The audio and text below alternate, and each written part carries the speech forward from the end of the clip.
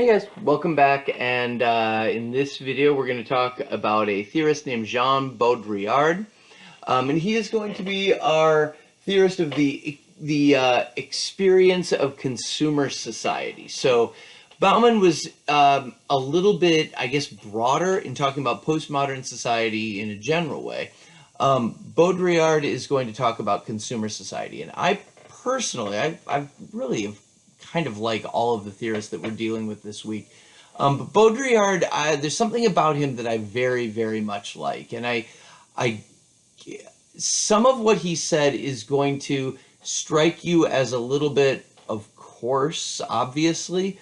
What's important to understand is that it's of course and obvious because Baudrillard had the insight first. So some of our understanding about consumer society, like the fact that when you're, buying a product, you're buying the brand and the meaning attached to that brand. Baudrillard's the guy who actually came up with that idea first.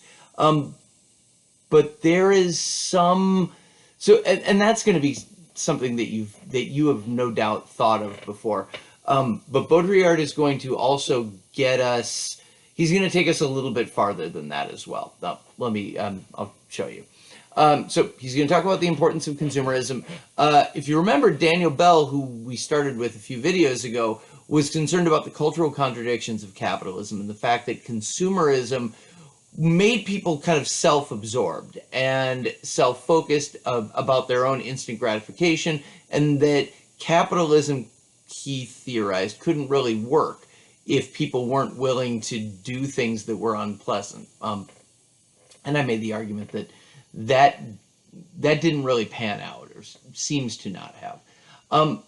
Baudrillard is also concerned about consumerism, but he's concerned about it in a deep way as well, maybe even deeper than Daniel Bell. But he is not focused on the impact it's going to have on people's productive lives. He's more going to be focused on what creating consumers does to the rest of society.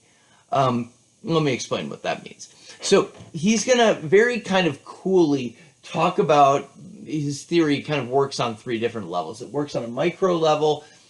So what's consumer society like for people? How does it work for people?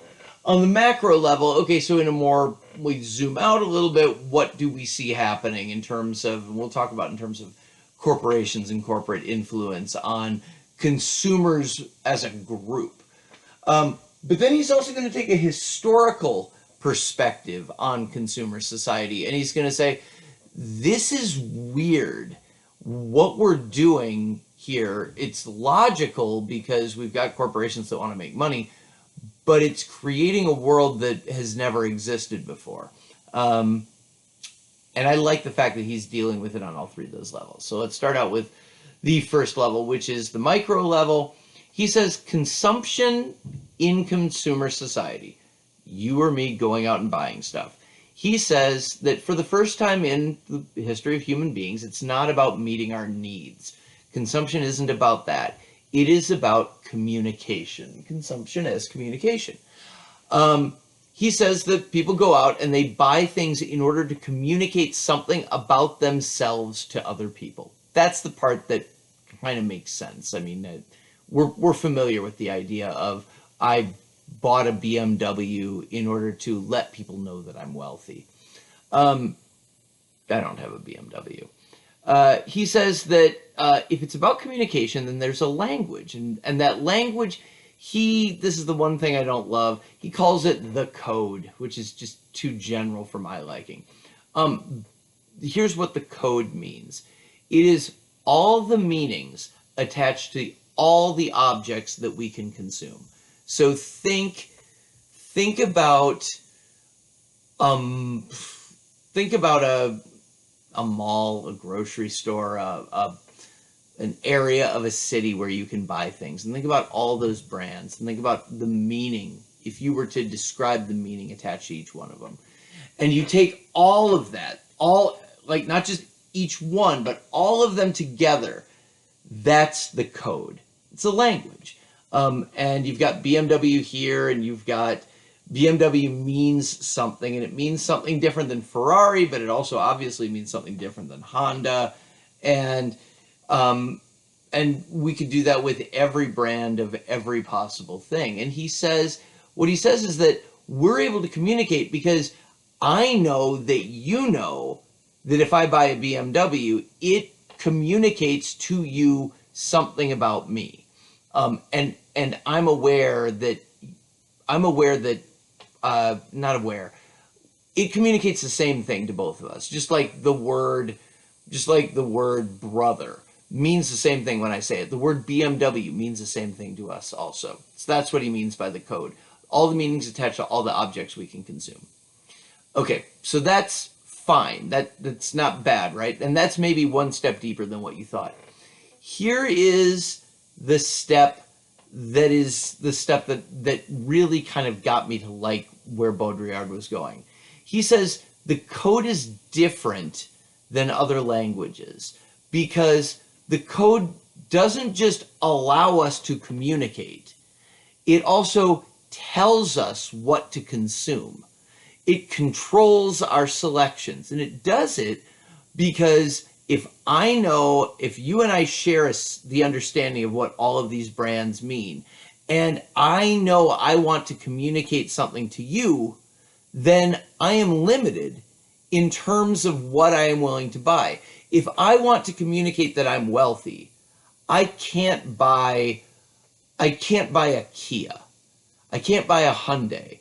Those things will not communicate that. So because the code exists in the way that it does, with the meanings that exist within it, my desire to communicate something about me leads me to allow the code to channel my decisions. I'm not looking at all things. I'm looking at all high-end things. I can choose from BMW and Range Rover and Mercedes and whatever else. So that idea, I think, is a very cool idea, that the code tells us what to consume. It controls us. And there's this interesting theme that we keep coming back to within postmodernity of control. That on the one hand, postmodernity is this liberating time for us, and on the other hand, there are all these sneaky ways in which we're being controlled in one way or another. Last thing he says, and this is going to go, so I've kind of gone from it's about communication, which is kind of cool, but you already knew it, and the code is this language of all these products which you maybe didn't know, and then this whole idea of it tells you what to consume. At least when I was first exposed, I didn't think of it. So we've gone levels deeper. Now we're going to go back up a little bit more surfacey, but that's okay. Everything doesn't have to be brilliant. He says the code becomes more important than our relationships. It changes our relationships to people. People become a means to an end of our consumption. So I don't treat the person that I want to buy things from as a human being. They serve a function to me of being an intermediary step between me and the thing I want to buy to go communicate these things about myself. Yeah, that's it. The existence of this code changes our relationships and makes us treat people in a more superficial, more means to an end type of way. All right. That's it for micro. I like it. You don't have to, but I think it's cool. At the macro level, we're going to zoom out, and Bauman's going to, not Bauman, I'm sorry. We have too many B's. Baudrillard is going to say that all of this suggests a fundamental change in postmodern society. So when we got to the idea of the code as influencing our behaviors, we get to this interesting situation where I talked about control, but I didn't talk about who's in control. It seemed to be just this thing called the code, but the code isn't a thing that just happens. like all meanings in a society, the code comes to exist through interaction. The place where Baudrillard gets, I think, really cool is thinking about, okay, so the crucial interactions in this are going to be interactions that take place between corporations and consumers. Corporations trying to define in the consumer's mind a particular meaning to their products. Now that part's not super, that makes sense, right? I mean, we're all familiar with marketing. Baudrillard conceptualizes it as a shift from the modern world where corporations mainly tried to control their workers to the postmodern world where, yes, corporations are still controlling their workers, but now they are trying to control consumers. And if you think about the way capitalists treated workers in the modern world, it's about exploitation. In the postmodern world, you and I are a group of people to be exploited, to be used to generate profits. We perform a certain kind of labor. It's a pain to go out and buy stuff. It's why a lot of people hate shopping. It's a pain. It's labor. It's work to do that. And what Baudrillard says is we have to be made to want to do that. People don't just naturally want to go buy things that they don't need. We have to be trained to do that. And so what he talks about is the idea that corporations influence the code. They manipulate it to make it seem like if I want to communicate this about myself, then this is the thing I need, which means, oh, I got to go do the work and buy that thing, which brings in profits for the corporation. All right, we're at 12 minutes, but I think I can get through the rest of this relatively quickly.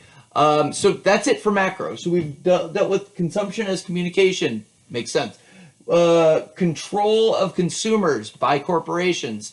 That hopefully now makes sense. Now let's look at the historical, the consumerism in historical perspective. Okay, so he's going to basically contrast primitive societies with contemporary consumerist societies. He says primitive societies are characterized by what he calls symbolic exchange. And by symbolic, he means we exchange things that have meaning to us. That's not a great way of talking about it. Think gift giving. So we are exchanging things that we need, but the idea is to bond ourselves. And now I've given you this thing and I'm not asking you for payment, but I kind of have this expectation that you now understand our relationship in a way that involves you reciprocating to me at a certain point. And it bonds people together.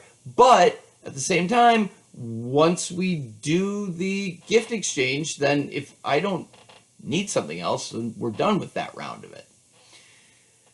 So that's part of primitive societies, symbolic exchange. The second part is he talks about, and this he's not super clear about, genuine cultural worlds. So the idea is that the world of meaning that gets produced in a primitive society is based on the interactions of people just sort of genuinely communicating about their desires and preferences.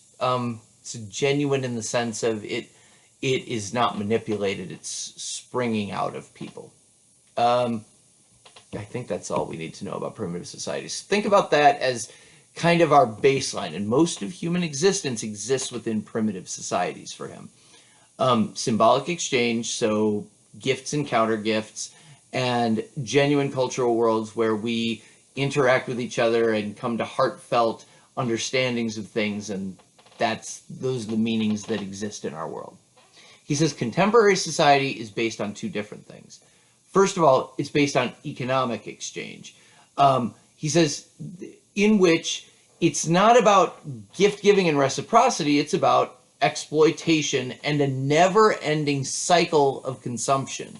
So it's not about bonding us together. We don't have bonds with the people that we buy these things from.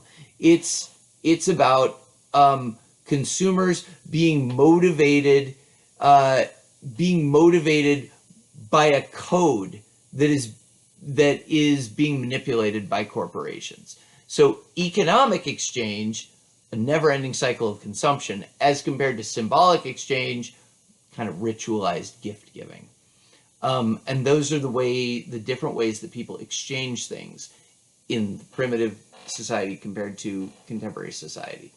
The second thing he says is that rather than a world of genuine cultural production, the way I described it before, he says that our culture is created largely by corporations who are motivated not out of a genuine sense of their own experience and preference, but out of a desire to make money.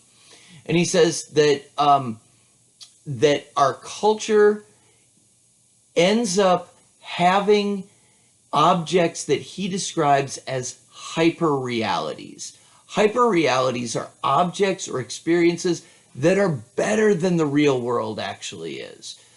It's a challenging concept to think about, but if you think about the fact that probably the easiest way to think about this is most of us are familiar with the fact that the models, whether they're male or female, that we see on magazine covers, that they don't really look like that, that there's an entire process of not just making them up, but of digitally enhancing their appearances. Think of that as hyperreality, and think about that as being things that are, once those pictures come to exist, then all of a sudden there is a not real thing that is more beautiful or more attractive than people really are, but it now is part of our culture. That's his idea of a hyperreality. We take it for granted that these things exist, but they're new. They didn't used to exist before the postmodern period, and now our world is suffused with these things. Another hyperreality that he talks about is Disney World, and if you've never been to Disney World, it's worth just going online and taking a look at what it looks like. It's immaculate. I've been to Disney World, and everything there is beautiful. All the plants there are perfectly manicured. It is not realistic. It is manufactured, and it's what he would describe as hyper-real. The result of this, of constantly, and these hyperrealities exist in order to motivate us to buy things, to keep our consumption going by suddenly showing us something that's even better than we could have ever imagined because it's beyond our imagination. He says that the result of this comes to be a world dominated by simulations, and that's where the historical trend is, from genuine to simulation. And by simulation, he was French. He just meant fakes. Places that are better than real places. People that are better than real people. And that's really what his historical perspective is. I'm sorry that this is so long, but now at this point I'm almost done. He says the existence of simulations is a major reason for the erosion of the distinction between the real and the imaginary, between the true and the false. And that's going to segue us into the end, which is his deep existential concern. His concern is that in a world of simulations, of hyper-realities, it's harder and harder to figure out what is real and what is true. And this is only going to become worse as we get into genetic manipulation, which is sadly right around the corner. He says that that we may get to the point where it is just not possible to find what is real and what is true because they've disappeared under an avalanche of simulation. And we're used to it a little bit, but it's important for us to understand, and this is where the existential concern comes and where I'm going to finish up. He says that, this is an experiment. We've never put human beings into a world with things that are greater than nature was able to provide. And we just don't know what's going to happen if we put people into that situation. Maybe it works out, maybe it doesn't. All right, sorry this was so long. I'm going to end it right now. Next up, we will have George Ritzer, who's actually the author of our textbook, who is also going to have thoughts about consumption that I think you'll find interesting as well. All right, I'll see you then.